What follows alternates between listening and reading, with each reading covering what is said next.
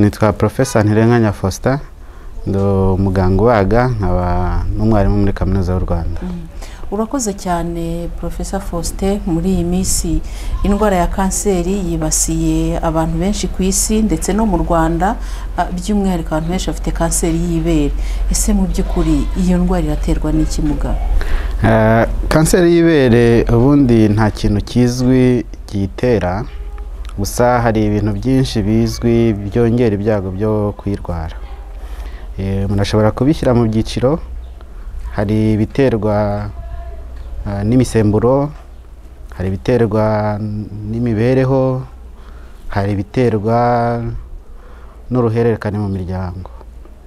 Ibiterwa n'imisemburo usanga kenshi kanseri y'ibere yibasira abagore, nubwo n'abagabo bayirwara, ariko kanseri y'ibere urya n'indwara y'abagore, kuko usanga nko mu bantu 100 barwaye kanseri y'ibere haba harimo umugabo umwe gusa.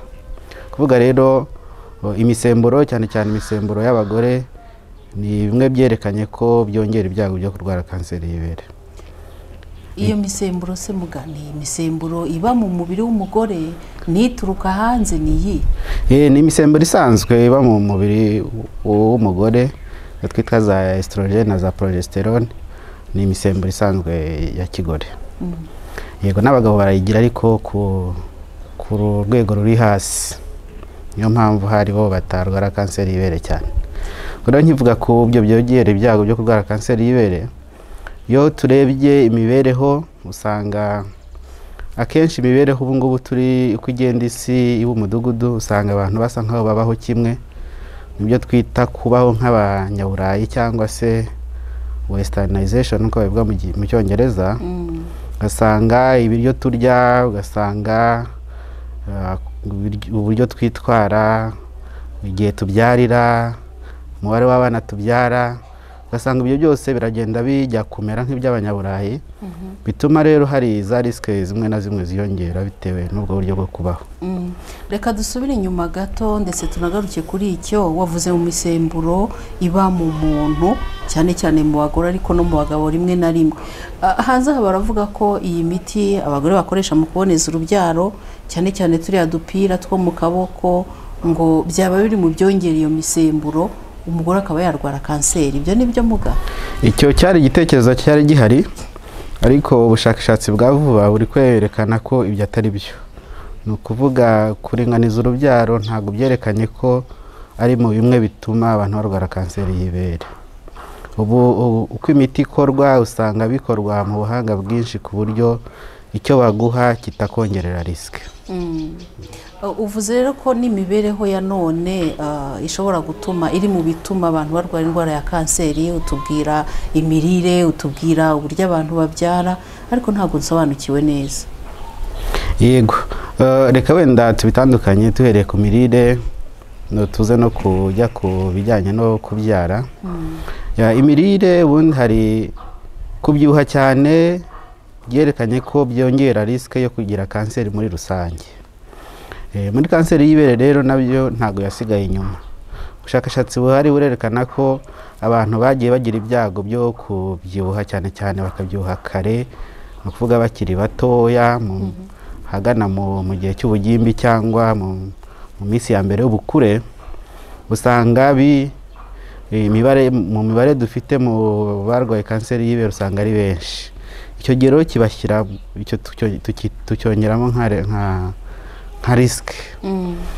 Ubwo rero imirire muri rusange, ni ukuvuga ya mirire itabamo ibirinda indwara byinshi, ya mirire usanga abantu barya bakongera amavuta, ibinure, ibintu nk'ibyo, usanga rero byongera iyo risike. Ntabwo ndi kuvuga ko ari impamvu, kuko impamvu ni ukuvuga ngo ubikoze wese agomba kubigira. Risike rero ni ikibazo cya statistique.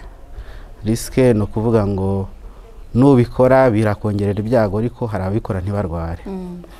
Tugiye rero mu bijyanye no kubyara, nk'uko navuga ko kanseri y'ibere usanga ari indwara cyane cyane y'imisemburo. Iyo umuntu agiye ku misemburo igihe kirekire kuruta undi, uwo wagiye ku misemburo igihe kirekire agira ibyago byinshi byo kwandura byo kurwara kanseri y'ibere. Wagiye ku misemburo no kuvuga ngo ese umwana atangiye kujya mu mihango afite imyaka ingahe? Iyo ugiye mu mihango kare ni kuvuga imyaka 9, imyaka 10, hanyuma ukazaca imbyaro ufite 55 cyangwa 50, utandukanye cyane n'uwagiye mu mihango afite imyaka 15 agaca imbyaro wenda afite 47. Kuvuga iyo life span cyangwa se ubwo burebure bw'ubuzima bwa kigore nibwo bukushyira kuri risk. Kuvuga ugiye mu mihango kare afite ibyago byinshi byo kwandura byo kurwara kanseri y'ibere kuruta ugiyemo nyuma. Ubyaye vuba afite ibyago bike kuruta uwabyaye atinze. Ubyaye kenshi afite ibyago bike byo kurwara kanseri y'ibere kuruta uwabyaye gake. Ni ibyo ngibyo. Hari n'abavuga ko kutonsa, urabona abadamu bubu hari kubera imibereho bose baba birukanka mu kazi, abandi nabo bakaba bashaka kuguma ari udukumi ntibonse, nabyo ngo yaba ari intandaro ya kanseri y'ibere. Kutonsa wenda twabisobanura neza. Kutonsa ntabwo ari ukuvuga ngo kubyara hanyuma sinonse umwana akanywa amata. Bitandukanye no kutonsa kubera kutabyaye. Ubu ngubu igihari cyerekana ko ari risk ya kanseri y'ibere ni ukutonsa kubera kutabyaye. Ariko kubera ko umuntu yagiye ku kazi nyuma y'amezi 3, kubera ko umuntu yabyaye umwana amashereka ntaboneke, ntabwo iyo ngiyo ari impamvu isobanura ko umuntu yagira kanseri y'ibere.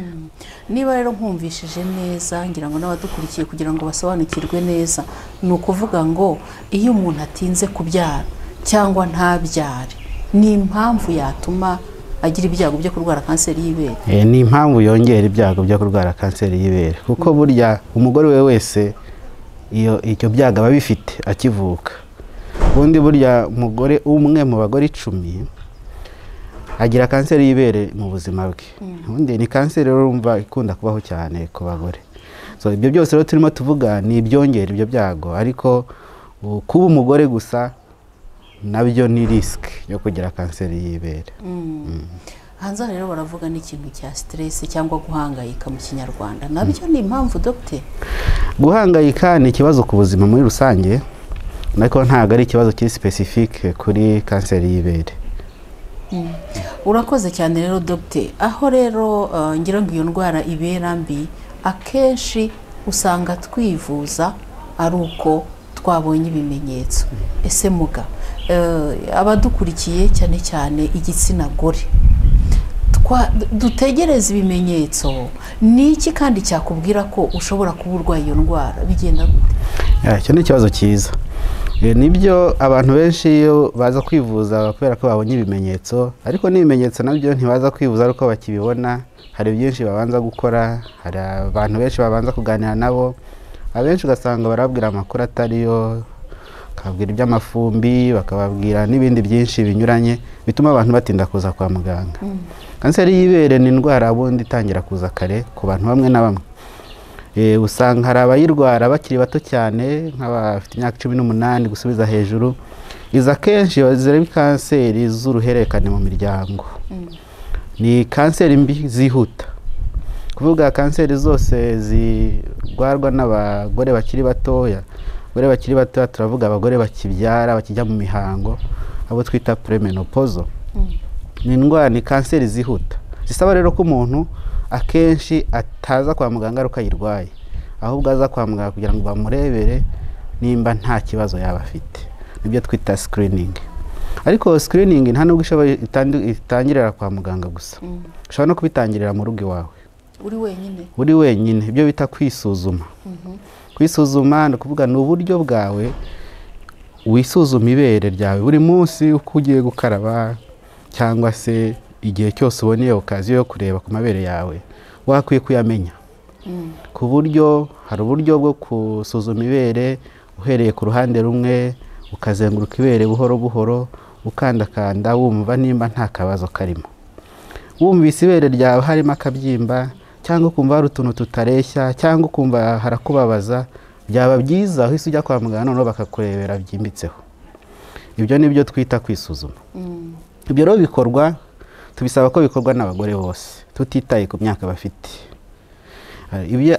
Abisuzumisha rero byo bimeze nk'aho ari itegeko ryo kwa muganga, ni abagore byibura bamaze kugira imyaka 40. Umugore wese umaze kugira imyaka 40 yakwiye kuza kwa muganga byibura rimwe mu myaka 2 kugira ngo tumurebere nimba nta kibazo afite mu ibere rye. Turasuzuma dukoresheje kuganira, dukoresheje intoki, ariko tunamucisha no mu byuma kugira ngo nimba hari ikindi kitaranagaragara tukibone kare. Icyo gihe nibwo ufite amahirwe menshi cyane yo kuvurwa no gukira kanseri y'ibere, kuko burya kanseri y'ibere ni imwe mu makanseri avurwa kanakira. Gusa nyine biterwa n'igihe utangiriye kuyivuza, bikanaterwa n'ubushobozi n'ubuganga wabonye. Rero ni byiza kutubwiye ko iyo kanseri y'ibere ivurwa ikanakira, ariko mbere utubwiye ikintu cyo kwisuzuma. Ni byiza cyane, urakoze. Ngira ngo abadukurikiye noneho bagiye gutangira kwisuzuma, ngira ngo uri butubwire umuntu muri abo batarageza ku myaka 40, umwana w'umukobwa azatangira kwisuzuma yamaze gupfundura amabere, azatangira ryari? Yego, nibyo kwisuzuma ubundi tubyita kwimenya. Ubundi wakwiye kwimenya igihe cyose ufite ubwenge bwo kwimenya, wakwiye kwimenya. Nibyo hari indwara ziza mu mabere y'abakobwa bakiri batoya, akenshi hazamo ibibyimba, nabyo tuvuga ko biterwa n'imisemburo, ariko byinshi muri byo ntabwo biba ari amakanseri y'ibere. Usanga rimwe na rimwe nabyo bihangayikisha abantu cyane, kuko umwana agipfundura utubere mama waramusuzuma cyangwa se n'abandi bagenzi be bazamubwira ati se ko ibere ryawe ritameze nk'iryanjye, agahangayika. Nibyo bikunda kubaho k'abakobwa bakiri batoya bagira ibibyimba mu mabere. Abo nabo ni byiza ko bagira n'isoni, ntiyakwemera ko mukora ku ibere cyane rwose, kandi birumvikana. Gusa nyine uwo muco wo kugira ibanga no kwiyubaha ntabwo ari wo tuvuga ngo nuveho, ariko dusaba ko umwana aganira na mama we, mama akaba inshuti y'umwana kugira ngo ashobore kumubwira ayo mabanga yose. Ntazategereze ko inzira izarenga nk'uko babivuga noneho akabona kuza kwa muganga kare. Ariko nk'uko babibazaga, kwisuzuma bitangira kare, ukigira amabere wese. Rimwe na rimwe hari n'igihe usanga hazamo utubyimba n'amabere ataraza. Ni byiza rero ko umwana nyina mumenya, akamusuzumira, yabona akantu kadasanzwe akabaza, akaza kwa muganga tukamufasha. Urakoze cyane. Kuri abo bagore rero watubwiye bo bagomba kwisuzuma, reka ndeke kuvuga abagore, wenda harimo n'abakobwa baba bakigeze imyaka 40 bakiri abakobwa, ariko none igitsina gore kigeze kuri ya gahunda yo kwisuzumisha, watubwiye ngo nibura rimwe mu myaka 2. Yego, rimwe mu myaka 2 agomba gukoresha screening mammography. Urakoze cyane. Muri abo bantu rero harimo abagore bagira za assurance, ubwisungane mu kwivuza, za rama, za mituwele n'izindi assurance. Ngiye kuvugira nk'abakoresha mituweli. Tuzi ko uhera ku kigo nderabuzima. Ese ku kigo nderabuzima bafite ubwo bushobozi bwo kuba basuzuma abo bantu? Yego, burya mituweli rero hari igihe ubwo usanga abantu tuganira nk'uko bakagira mu mituweli na assurance mbi cyangwa na assurance idashoboye. Ahubwo igitangaje burya hari ibintu byinshi mituweli ikora izo assurance zindi zitakora cyangwa zikora bizigoye. Ubu ngubu uko bimeze mu iminsi, mituweli ibyo bintu byose irabyemera kandi irabyishyura. Ni ukuvuga umuntu wese ufite imyaka 40 yemerewe kuza kwa muganga, ubundi bahera no kuri 35 yewe ku ndwara zimwe na zimwe. Yemerewe kuza kwa muganga atarwaye, nta kibazo afite, aje kwisuzumisha gusa, akavuga ngo nje muri screening cyangwa se nje kureba uko mpagaze. Kwa muganga hehe? Kwa muganga rero nifuza muganga Faustin, ejo naza nkakubona. Yego, ni kuza kuvuga ngo ndashaka muganga Faustin nzaza ejo nkubone, yenda byo biragoye. Ariko kwisuzumisha ntago bikeneye kubonana na muganga Faustin. Muganga Faustin wenda hari ibindi byisumbuyeho byakwiye kuba bikuzana. Ariko nk'uko warubajije kuva kuri centre de santé, umvise izo etape zose zo gusuzuma ku ivuriro ry'ibanze rwose hari abaganga bashobora gusuzuma ibere bakamenya nimba ari rizima cyangwa se nimba hari akabazo. Hanyuma ibyo guca mu cyuma, hari aho ibyuma biri, icyo gihe barakohereza akubwira ati rero genda ku centre iyi bagukorere mamografi uzayingarurire. Ntabwo navuga ko abarwayi bose abagore n'abamama n'abakobwa miliyoni 10 cyangwa 7 ziri mu Rwanda zose zahurira ahantu hamwe kugira ngo bazisuzume. Iyo niyo mpamvu systeme yubatse gutyo kugira ngo pagire bimwe bibera ahandi. Ariko icy'ingenzi ni ukumenya ko ibyo bintu bibaho kandi ko mituweli byishyura kandi ko ivuriro mwegeranye rwose ryabigufashamo. Urakoze cyane muganga Faustin. Watubwiye ko umugore umwe ku 10 barwaye kanseri.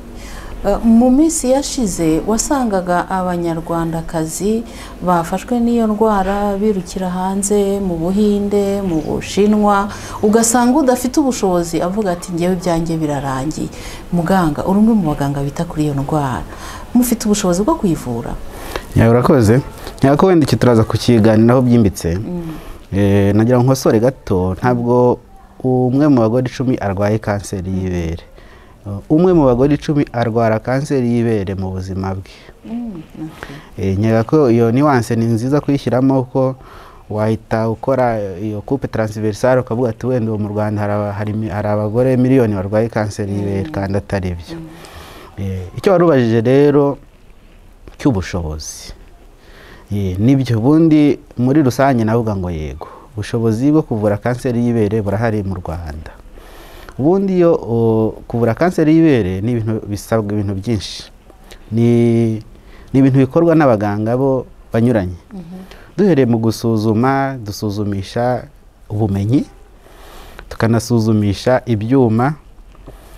tukanasuzumisha ibyuma, no kuvuga no kureba amafoto byo bita za imaging.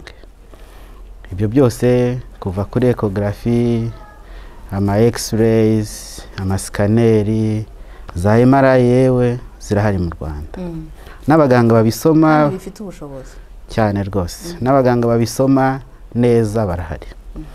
Ikindi kisuzuma kanseri y'ibere byo bita pathology, no kuvuga no buryo bwo gufata inyama cyangwa se igice cy'ikibyimba abantu bakagisuzuma neza kugira ngo barebe nimba harimo kanseri cyangwa se ntayo. Abapathologist ubu n'amalaboratoire abikora nabo bamaze kugwira. Barahari. Kuri icyo ngicyo nacyo turavuga ngo ni sawa cyangwa ni byiza. Nyuma yaho ngaho tumaze kwemeza ngo kanseri y'ibere twayisuzumira hari, twayishyize mu cyiciro yewe, noneho tujya no mu buryo bwo kuvura. Uburyo bwo kuvura kanseri y'ibere nayo ishobora kuvurwa n'ibintu nka 3. Hari uburyo bwo kubaga, hari uburyo bw'imiti, hari n'ibyo twita radiotherapy. Ibyo byose mvuze mu Rwanda birahari. Hari abaganga babaga kanseri y'ibere kandi neza, hari abatanga imiti, hari n'abakora radiotherapy. So ubwo rero niyo mpamvu navuga ngo tubuze ngo muri rusange ibyo bintu byakorwa mu Rwanda. Aho mbona ikibazo ni uburyo hari urwo rugendo rurerure abantu barukoordona cyangwa ese bigenda gute kugira ngo uve ku muganga umwe ujye ku wundi cyangwa se uve kuri centre imwe ujye ku yindi. Kuko usanga rimwe na rimwe nta centre ihari uyu munsi ishobora gukora ibyo byose yonyine. Usanga aho wahera hose bizagusaba kugira ahandi ujya. Ubwo rero nkeka ko ariho ubuvugizi n'ibindi bikorwa byaba ku buryo utwo tuntu dutoya tugenda tubamo hagati ari two abantu bakoraho. Ikindi insistaho ni ibijyanye wenda na pathology. Pathology ni imwe mu bintu bikomeye muri kanseri y'ibere kuko niyo wavuga iduha ritme, niyo yatubwira ngo dukore kandi dukore dutya. Burya kanseri y'ibere ntabwo ari indwara imwe. Nkeka ko wenda ari nacyo ari nayo makuru twakwiye kuba dutanga hano. Abagore 2 barwaye kanseri y'ibere bashobora kuba barwaye kanseri 2 zitandukanye. Ubu ngubu kanseri y'ibere hari ubwoko bugera nko kuri 5 umaze kwerekanwa ko butandukanye mu buryo bukura, mu buryo bufata imiti, mu buryo bukira no mu buryo buzahaza umuntu. Ibwo rero ubwo ari uburyo 5 ni byiza ko buri murwayi tumenya ni ubuhe bwoko bwa kanseri y'ibere afite. iryo tandukaniro rikorwa na patoloji. Buriya niyo mpamvu navuga ko aha nimba hari ahantu twakwiye gushyira ingufu cyane ni mu bijyanye na patoloji, kugira ngo abantu bashobore gukorerwa immunohistochemistry zabo, dushobore gutandukanya kanseri z'ibere ku rwego rwa molecule, ku buryo tuzimenya neza muri detaye. Noneho ubuvuzi ntidutanga ubuvuzi muri rusange, ahubwo dutanga ubuvuzi burendividualize niko babivuga, cyangwa se bujyanye n'uburwayi buri wese, bwihariye kuri buri muntu. Aho ngaho niho ubumenyi bugeze, natwe niho twegereje. Birakorwa ariko ntago birakorwa ku bantu bose. Aho rero niyo mpamvu navugaga ngo ubu ngubu nimba hari kanseri yavurwa mu Rwanda bikagenda neza, ni kanseri y'ibere. Ni ukuvuga ko mu Rwanda umugeze ku rwego rwo kumenya ngo uyu muntu afite ubu bwoko bwa kanseri kandi mufite ubushobozi bwo kubuvura. Cyane rwose. Urakoze cyane. Hari ikintu gikomeye cyane wambwiye, aricyo ngira ngo ariho hari uruhare rw'umuturage, ariko hagati y'umuturage n'ubuvuzi muri rusange.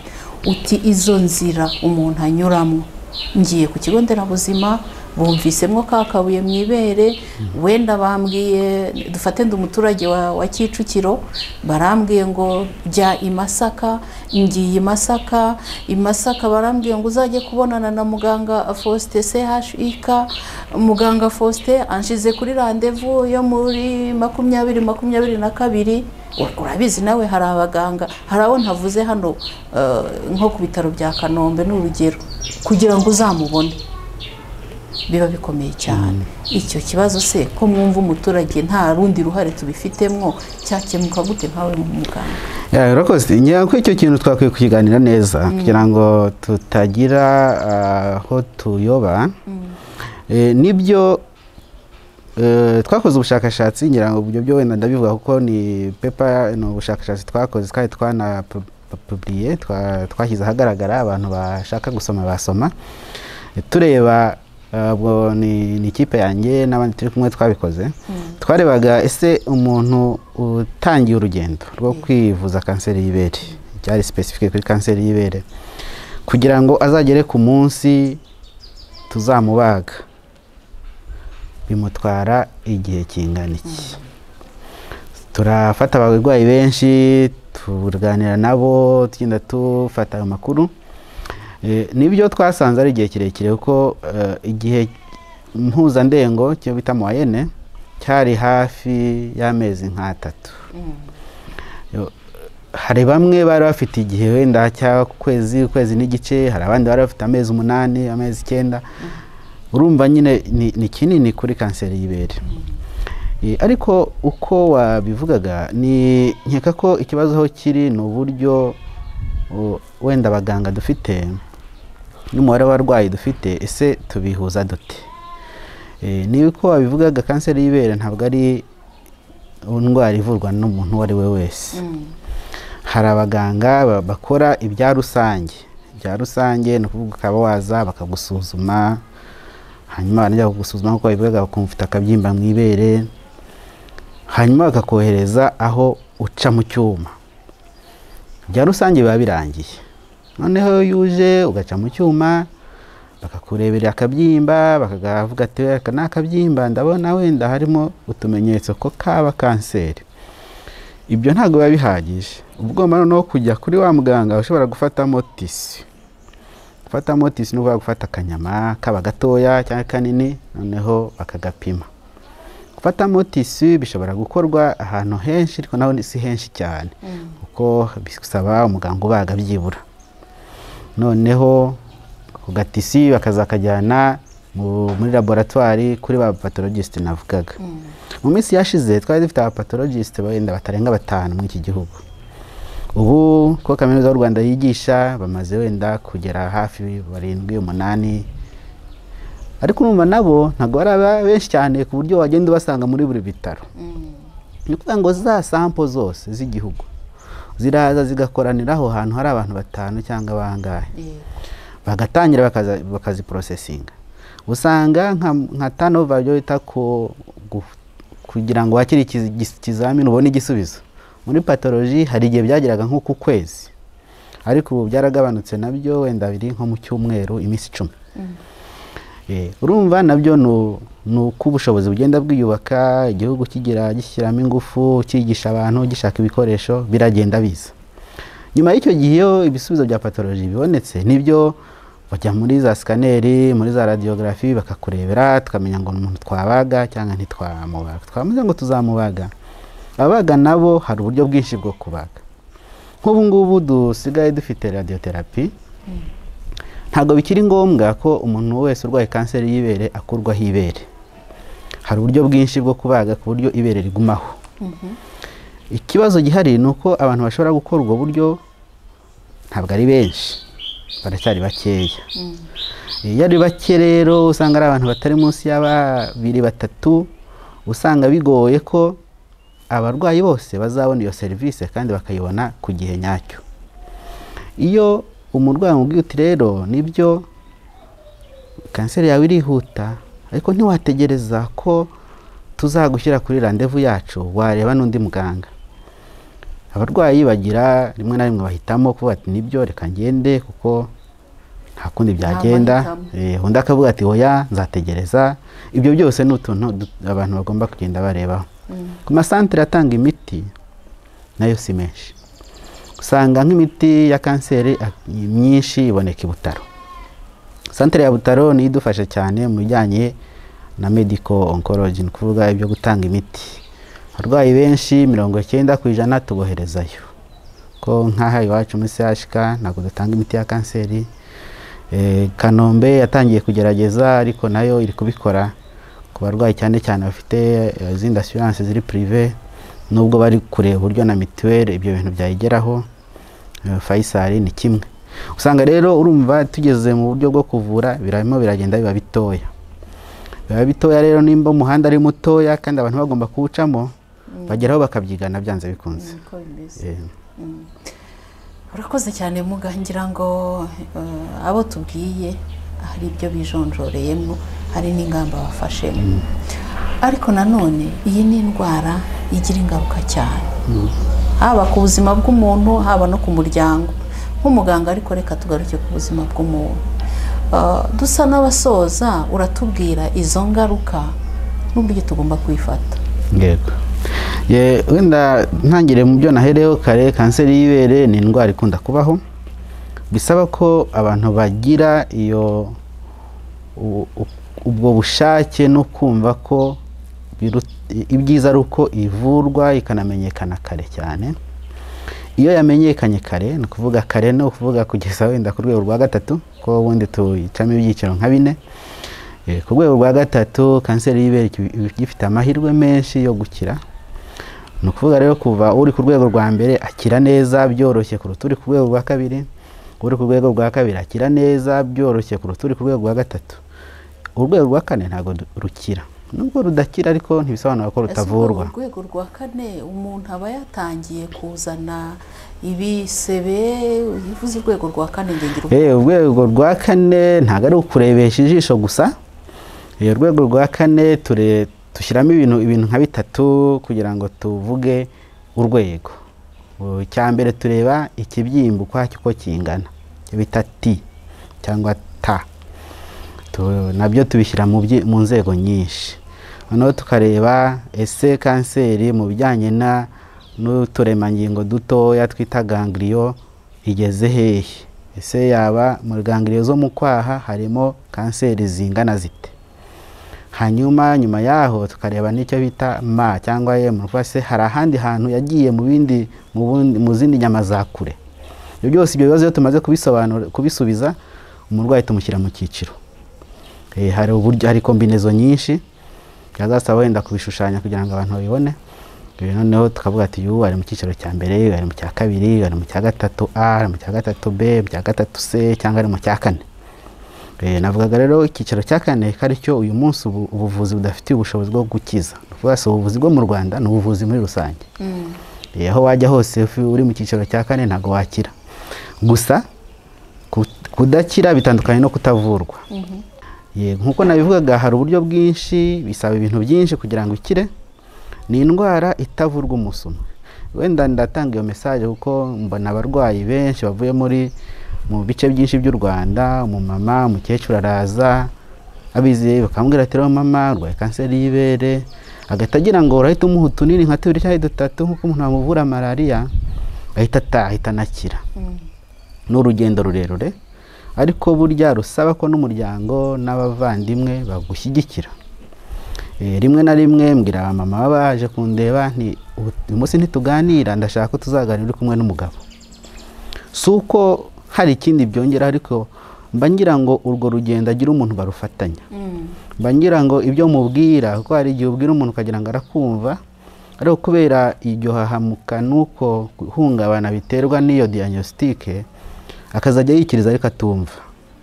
Bibyiza rero ko hagira undi muntu ubuhari kugira ngo amufashe kubyumva, amufashe ariko no kubigendamo, azajya namwibutsa rimwe na rimwe anabwira ati komera turi kumwe. N'urugendo rurerure ariko abantu benshi bararutsinze.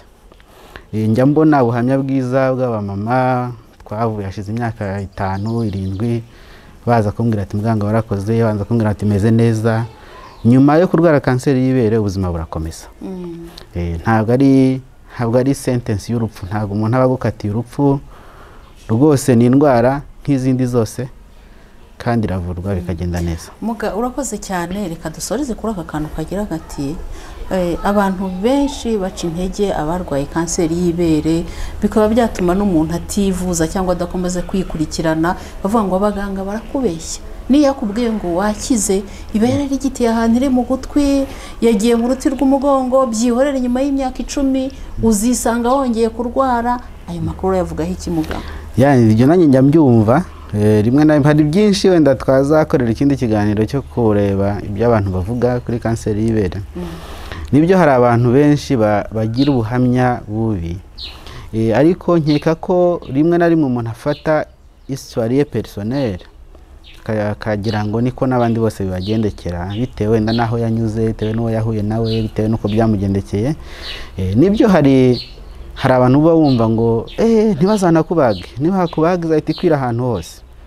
Ariko nagira ngo mpumurize abantu, dufite abaganga bashoboye bazi ibyo bakora. Nkeka ko yakubwiye ko ikintu kigeze ahangaha niho kiba kigeze, kandi nta nicyo bitwaye natwe nk'abaganga iyo nkubwiye ngo ibi simbizi. Nshobora kukubwira nti nanjye simbizi, reka turebe, tuzategereze turebe uko bizagenda. Ibyo ni bisanzwe muri medicine. Ubuganga ntabwo umeze ari science iri exact cyane, kandi nanone ntihazagire utungurwa nuko wabona mugenzi wawe bitamugendekeye nkuko byakugendekeye. Nibyo navuze kare, ntabwo muba mufite indwara imwe. Kanseri y'ibere ubu byerekanye ko itari indwara imwe. Wenda icyo gihe ko bayifataga muri rusange bavuga ngo ni kanseri y'ibere gusa, ariko usanga ufite rumino afite kanseri nziza akazayibana, wenda wari ufite triple negative ugasanga bimugendekeye nabi, ariko biterwa n'ubukana n'uburwayi wari ufite byatumye bigenda gutyo. Bisaba rero ko izo detaye umuntu zose azireba, noneho tukabona gukora ibyo bita kugereranya uko bizagenda. Iyo rero tumaze kugereranya uko bizagenda, ni ukugereranya nyine, ntabwo ari ukuvuga ngo niko bizagenda. Turabiganira, ariko ubundi iyo twabiganiriye bigenda neza. Urakoze cyane muganga Faustin ku kiganiro cyiza uduhaye. Nibwira ko abadukurikiye haba bazagikurikira kuri radio Isango Star n'abagikurikira kuri televiziyo yacu HDI TV, kuri YouTube channel, nibwira ko mufite ibibazo byinshi cyane mushobora kuba mubashije kwibaza nyuma yo gukurikira iki kiganiro. Nabashishikariza kohereza ibibazo mukandika kuri YouTube channel, mukajya kuri HDI TV mukabaza ibibazo bitandukanye, muganga Faustin azabidusubiza. Nabizeza ko tuzongera tugakora ikindi kiganiro, noneho duhereye ku makuru muzaba mwaduhaye ndetse n'ibindi bibazo mushobora kuba mwibaza. Reka tubashimire.